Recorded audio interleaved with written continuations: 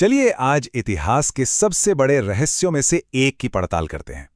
एक ऐसी दुनिया की कहानी जो अपने समय से कहीं आगे थी और फिर मानो किसी ने उसे इतिहास के पन्नों से मिटा ही दिया हो। जरा सोचिए, आज से 4,500 साल पहले एक ऐसी सभ्यता थी जिसकी आबादी 50 लाख से भी ज्यादा थी, जिसके शहर आज के मॉडर्न शहरों की तरह ग्रिड पैटर्न पर बने थे। और हाँ, दुनिया का पहला अर्बन सैनिटेशन सिस्टम भी वहीं था। ये थी सिंधु घाटी सभ्यता अपने पूरे गौरव पर। और फिर कुछ ही सदियों में ये सारे चहल पहल वाले शहर पूरी तरह वीरान हो गए। उनकी संस्कृति, उनकी लिखाई, सब कुछ बस खामोशी से गायब हो गया। एक महान सभ्यता का इतना शांत अंत अपने आप में एक पहेली है। तो सवाल यही उठता है, आखिर हुआ क्या था? ये वो सवाल है जो दशकों से इतिहासकारों और आर्कियोलॉजिस्ट्स के लिए एक बड़ी पहेली बना हुआ है, और आज हम इसी गुत्थी को सुलझाने की कोशिश करेंगे। तो चलिए इस कहानी में थोड़ा और गहरा उतरते हैं। सबसे पहले उस दुनिया को समझते हैं जो इस पूरे रहस्य के केंद्र में है। देखिए, ये कोई आम सभ्यता नहीं थी। 1,000 से ज्यादा शहर, मानकीकृत वजन और ईंटें, मतलब हर चीज में एक सिस्टम था। इनका मेटल का काम इतना बढ़िया था और इनके व्यापार के रास्ते मेसोपोटामिया तक फैले थे। ये एक बहुत ही व्यवस्थित और तकनीकी रूप से आगे बढ़ा हुआ समाज था। और देखिए, ये सब कुछ एक झटके में नहीं हुआ। ये एक बहुत लंबी कहानी है जो करीब 2000 साल तक चली। इसका पतन अचानक नहीं, बल्कि धीरे धीरे सैकड़ों सालों में हुआ।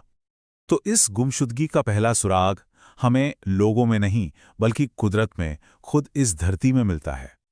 हुआ ये कि जलवायु बदल रही थी। मॉनसून का कोई भरोसा नहीं रहा, कभी सूखा तो कभी बाढ़। और जो सरस्वती नदी उनकी जीवन रेखा थी, वो धीरे धीरे सूखने लगी। इन सब वजहों से बड़े शहरों में रहना मुश्किल होता गया और लोग छोटे छोटे गांवों की तरफ पूरब की ओर बढ़ने लगे। लेकिन ठहरिए, कहानी यहां खत्म नहीं होती। बदलता मौसम तो सिर्फ आधा सच है। इस बदलते माहौल में एक नई संस्कृति, एक नए जनसमूह ने दस्तक दी। ये थे इंडो आर्यन, और इनके आने का एक बहुत बड़ा सबूत हमें भाषा में मिलता है। देखिए, वैदिक संस्कृत का शब्द मात्र, लैटिन के मातिर और अंग्रेजी के मदर से कितना मिलता जुलता है। ये समानताएं एक कॉमन ओरिजिन की तरफ इशारा करती हैं। इनका रहन सहन हड़प्पा के शहरी लोगों से बिल्कुल अलग था। ये चरवाहे थे, इनके पास घोड़े से चलने वाले तेज रथ थे, और इनका पूरा समाज यज्ञ जैसे अग्नि अनुष्ठानों के इर्द गिर्द घूमता था। वे मानते थे कि यज्ञ से ही ब्रह्मांड का संतुलन बना रहता है। तो सवाल ये उठता है कि इस बड़े बदलाव को समझें कैसे। दशकों से इस पर बहस चल रही है और मोटे तौर पर 3 अलग अलग थ्योरीज सामने आई हैं। देखिए, सबसे पुरानी थियरी है आर्यन आक्रमण की, जो कहती है कि बाहर से आए लोगों ने हमला करके शहरों को तबाह कर दिया। लेकिन मुश्किल यह है कि हमें किसी बड़े युद्ध, जले हुए शहरों या नरसंहार का कोई आर्कियोलॉजिकल सबूत ही नहीं मिला।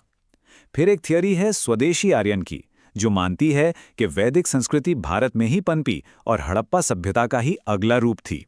पर यह थियरी वैदिक संस्कृत और दूसरी इंडो यूरोपीय भाषाओं के गहरे कनेक्शन को ठीक से समझा नहीं पाती। और आखिर में वो थियरी है जिसे आज ज्यादातर एक्सपर्ट्स मानते हैं, आर्यन प्रवासन। ये किसी हमले की बात नहीं करती, बल्कि ये कहती है कि यह सदियों तक चलने वाला एक धीमा माइग्रेशन था। अलग अलग समूह आते गए, स्थानीय लोगों के साथ घुल मिल गए और एक नई मिली-जुली संस्कृति ने जन्म लिया। तो ये साफ है कि ये एक कल्चर खत्म, दूसरा शुरू वाला मामला नहीं था। सबूत हमें बताते हैं कि ये असल में 2 दुनियाओं के मिलने की, एक दूसरे में घुल मिल जाने की एक लंबी और जटिल प्रक्रिया थी। ये रातों रात नहीं हुआ, इसमें सदियां लगीं। हुआ ये कि जैसे जैसे हड़प्पा के शहर कमजोर पड़े, एक खालीपन सा आ गया। उसी दौरान नए समूह इस इलाके में आने लगे। फिर धीरे धीरे इन दोनों समूहों के बीच विचारों, टेक्नोलॉजी और भाषा का लेन देन शुरू हुआ, और इसी मेलजोल से एक बिल्कुल नई वैदिक सभ्यता का जन्म हुआ। और इसके सबूत भी हैं। ऐसा नहीं कि ये सिर्फ हवा में बातें हैं। हमें हड़प्पा की मोहरों पर योग मुद्रा में बैठी आकृतियां मिलती हैं, जिन्हें कुछ लोग प्रोटोशिफ कहते हैं। वैदिक संस्कृत में कई शब्द ऐसे हैं जो स्थानीय भाषाओं से लिए गए हैं। मिट्टी के बर्तन बनाने के स्टाइल में भी पुराना और नया दोनों का मिश्रण दिखता है। ये संस्कृतियों का एक सच्चा संगम था। तो ये सब जानना इतना जरूरी क्यों है? क्योंकि इस प्राचीन बदलाव की एक सीधी और बहुत शक्तिशाली विरासत है, जिसका असर आज भी महसूस किया जा सकता है।